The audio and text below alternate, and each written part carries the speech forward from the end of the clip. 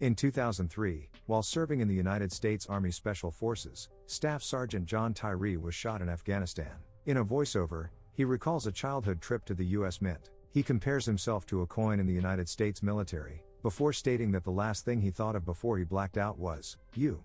2 years earlier, in the spring of 2001, John was on leave in Charleston, South Carolina. While on spring break, he meets Savannah Curtis, a college student building homes with a group of co-eds for Habitat for Humanity. Savannah invites John to a bonfire party where he meets her neighbor Tim, and his autistic son Alan. Over 2 weeks, they go on several dates and eventually fall in love. Savannah also meets John's father, obsessed with his growing coin collection. Savannah tells John that his father may have Asperger's syndrome, like Tim's son Alan. An upset John storms off and becomes involved in a fight. He accidentally strikes Tim, breaking his nose. Savannah sees the commotion and stops speaking to John.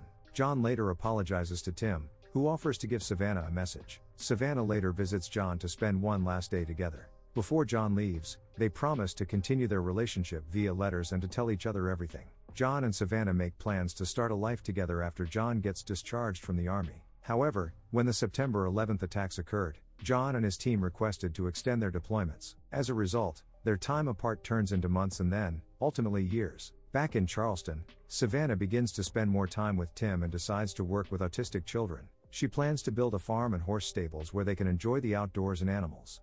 Over the next 2 years, John and Savannah's romance continues through their letters. Eventually, one turns out to be a literal Dear John letter, in which Savannah breaks up with John. She explains that while she still loves him, she has developed feelings for someone else and is engaged.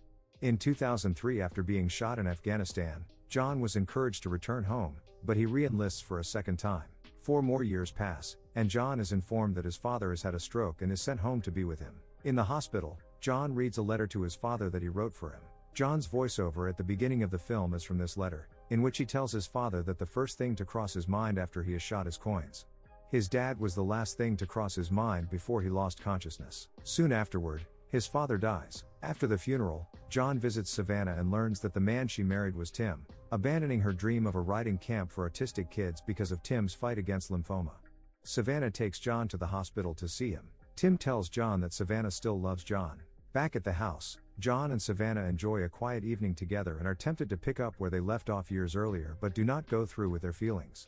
John says goodbye to Savannah and leaves but is distraught. John sells his father's coin collection, except the valuable mule coin he found with his father years ago, to raise money to help with Tim's cancer treatment. Then he returns to the military, carrying the mule coin as a good luck charm. He receives a final letter from Savannah telling him they received an anonymous donation. Still, Tim died from his illness after only 2 months of treatment. Months later, John, now a civilian, eventually returns home. At the same time, in town one day, he sees Savannah at a coffee shop while parking his bike. They reunite and share a hug.